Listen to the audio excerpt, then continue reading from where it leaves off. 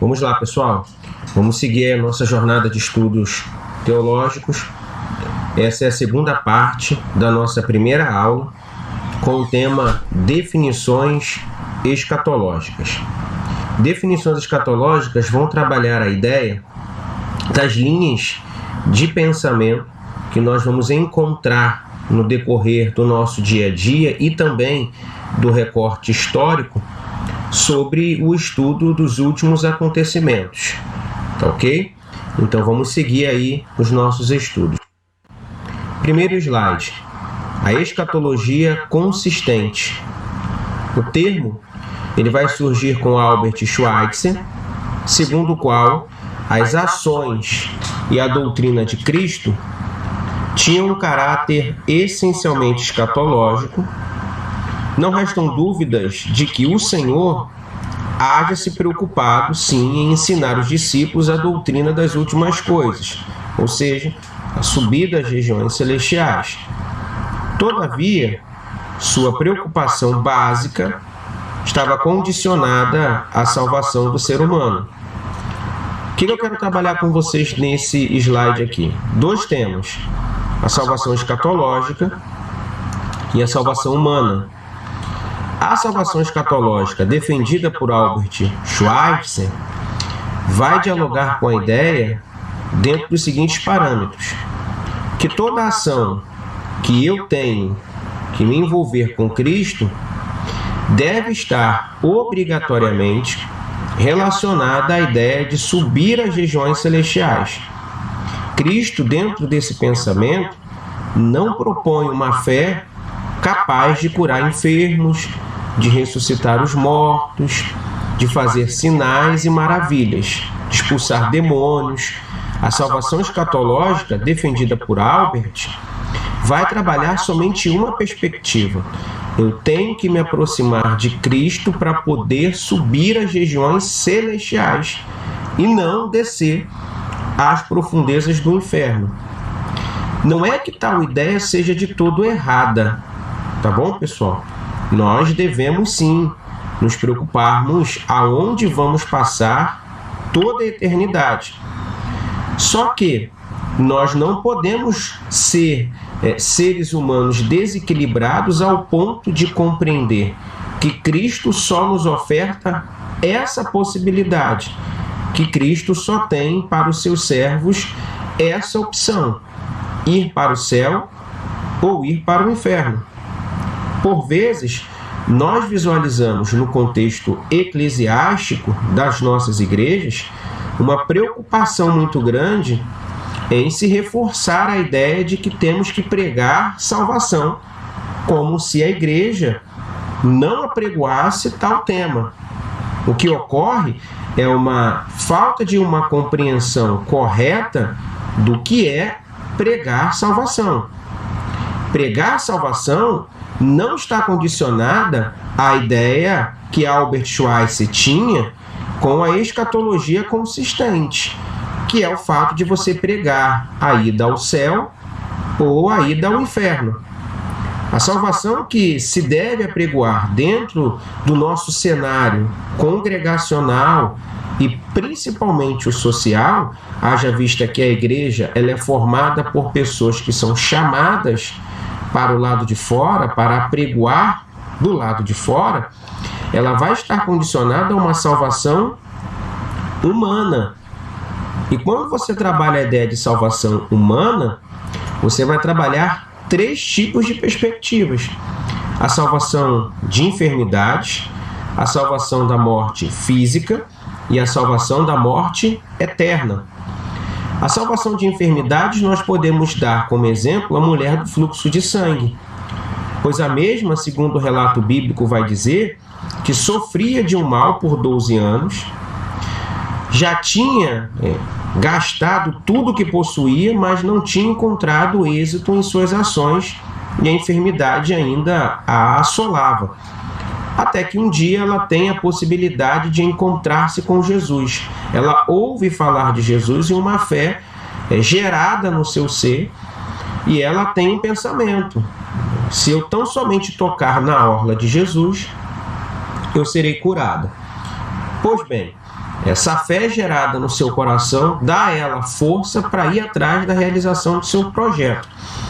E ela vai atrás de Jesus, vence a multidão e toca na orla do Mestre, né, sendo curada de modo imediato.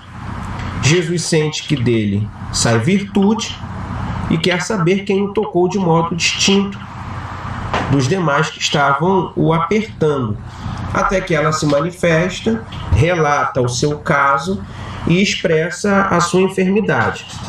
Jesus expressa aquela frase que nós conhecemos muito bem, né, de que vai em paz, a tua fé te proporcionou salvação. Que salvação é essa que a mulher do fluxo de sangue recebe? É uma salvação humanizada, tá? Não é uma salvação escatológica. Nós não sabemos se essa mulher vai ou não subir às regiões celestiais. O que nós sabemos é que a Bíblia nos informa que ela foi curada do seu mal. A salvação que ela recebe é uma salvação das suas enfermidades. Salvação da morte física. Nós pegamos o exemplo do carcereiro, que tinha a responsabilidade de guardar presos, entre eles Paulo e Silas, que por volta da meia-noite resolvem prestar um culto de ações de graças ao Senhor, né, pela bela recepção que eles receberam naquela cidade. Afinal de contas, eles foram recebidos muito bem, né? Só que não. Eles foram recebidos muito mal e foram presos, açoitados. Só que à meia-noite resolveram cultuar a Deus com louvor e oração. Vocês conhecem o texto bíblico muito bem, sabem que um grande terremoto aconteceu naquele cenário, as cadeias foram quebradas, as correntes despedaçadas, e aquilo que impedia os presos de fugirem já não mais impede. Desesperado, o carcereiro chega diante daquele cenário, pensa que todos os presos tinham fugido e tenta se matar. Por que a ideia do carcereiro de se matar? Porque se assim ele o fizesse, ele pouparia a sua família. Porque o seu senhor iria chegar, iria pensar o seguinte: os presos na fuga mataram o carcereiro. A sua família seria poupada e ainda sustentada pelo governo na época, que estava sobre o contexto romano. E quando ele está prestes a realizar tal ação, Paulo e Silas gritam do fundo da cela, dizendo que ninguém tinha fugido, mas que todos estavam ali. O carcereiro responde: tudo bem, beleza, vocês estão aí, mas o que tenho eu que fazer para obter a salvação? Crê no Senhor Jesus e será salvo toda a tua casa, inclusive você. E assim acontece, ele aceita, a sua casa e eles são salvos. Que salvação é essa? Salvação humana, tá? Ele não morre fisicamente e tem a salvação eterna. O ladrão da cruz, ele morre, ele vai embora, mas antes de morrer ele recebe a promessa de Cristo de que ainda naquele dia ele estaria no paraíso. Então a morte chegou fisicamente para o ladrão da cruz, mas a salvação da morte eterna chegou com a mesma velocidade. Então a salvação humana está relacionada à salvação de enfermidades, de morte física e da morte eterna. Só para nós contextualizarmos melhor essa situação, você ficou enfermo e foi curado, salvação da enfermidade. Você saiu de casa para o seu trabalho e voltou para casa depois do seu trabalho, salvação da morte física. Mas se por um acaso você não voltar para sua casa, por um acaso você ficar enfermo e vir a óbito, a salvação da morte eterna vai chegar sobre a sua vida. Então, compreendendo isso, nós temos motivos de sobra para poder fazer culto de ação de graça todos os dias, porque em todos os momentos o Senhor nos proporciona salvação. Então, dentro do ambiente congregacional, todas as vezes que eu prego sobre esses 3 tópicos inseridos anteriormente, né, salvação de enfermidades, de morte física e de morte eterna, eu estou sim pregando salvação. Tá bom? Vamos seguir aí para o nosso segundo slide. O segundo slide vai trabalhar a escatologia idealista, tá? Que é uma corrente doutrinária que relaciona a escatologia bíblica com as verdades infinitas.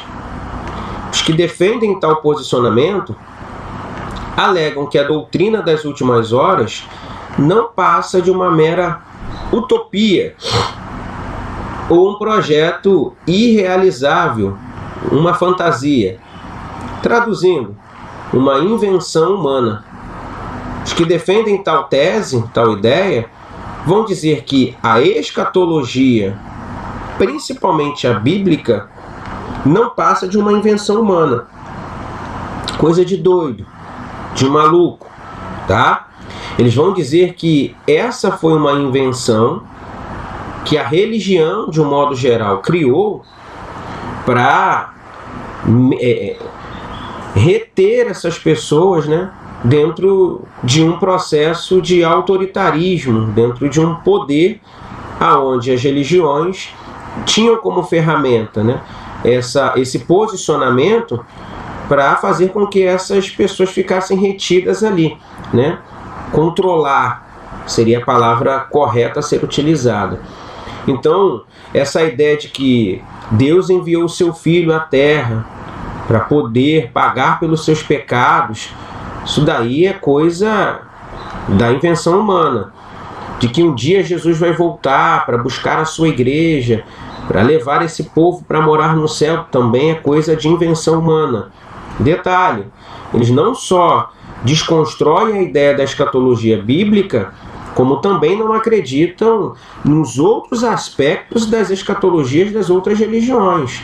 Eles não acreditam no karma, eles não acreditam na reencarnação, eles não acreditam em nada de outras escatologias também. Não é só a bíblica, não é só a cristã.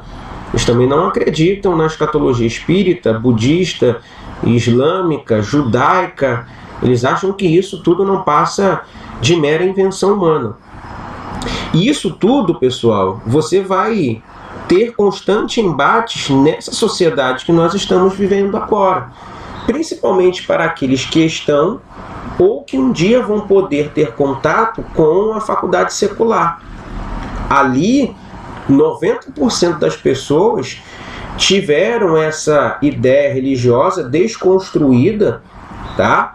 Por conta de uma fala extremamente científica que defende a ideia de que todo o processo religioso não passa de uma invenção humana, tá? A grande maioria desse público vai dialogar com os pensamentos de Karl Marx, que pregava que a religião é o ópio do povo, que as pessoas só estão apegadas à religião porque elas estão precisando ou necessitadas de algum tipo de ajuda ou de auxílio, que quando a sociedade ela for igualitária, né, quando a sociedade ela for assistida pelo governo em todas as áreas, a religião ela vai deixar de existir, tá? Eles não acreditam em Deus, não acreditam na pessoa de Cristo e muito menos na ação do Espírito Santo, tá?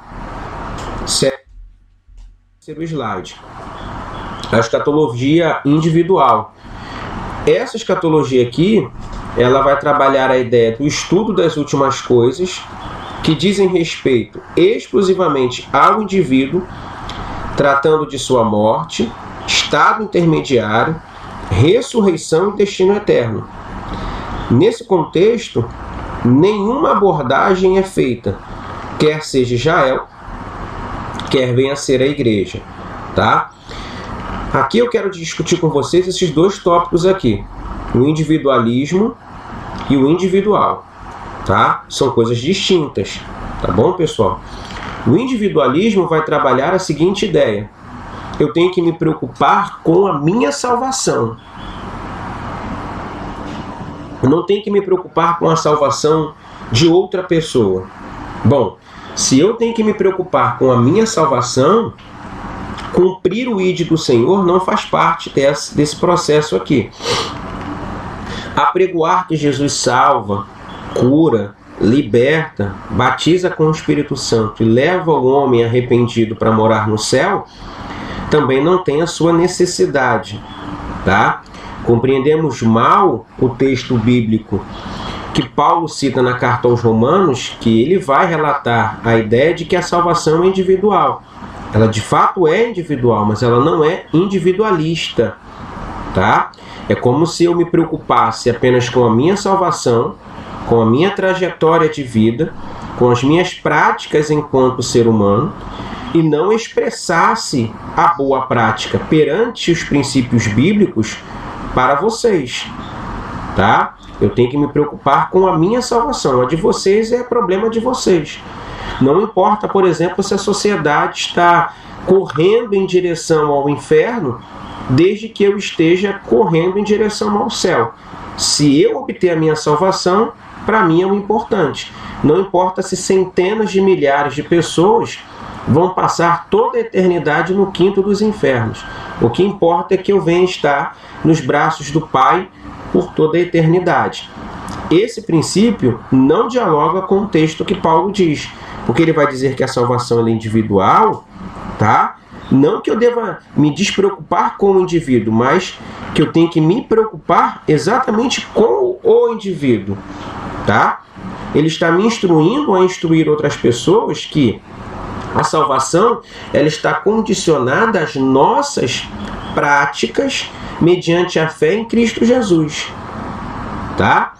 Então, eu tenho que entender que eu vou ser julgado por aquilo que eu faço. Eu não vou ser julgado por aquilo que outras pessoas fizeram. Eu vou ser condenado por aquilo que eu cometi, não por aquilo que outras pessoas cometeu. Eu não posso também pagar para salvar outras pessoas. Eu não posso, por exemplo, fazer absolutamente nada para tirar aquelas pessoas do inferno.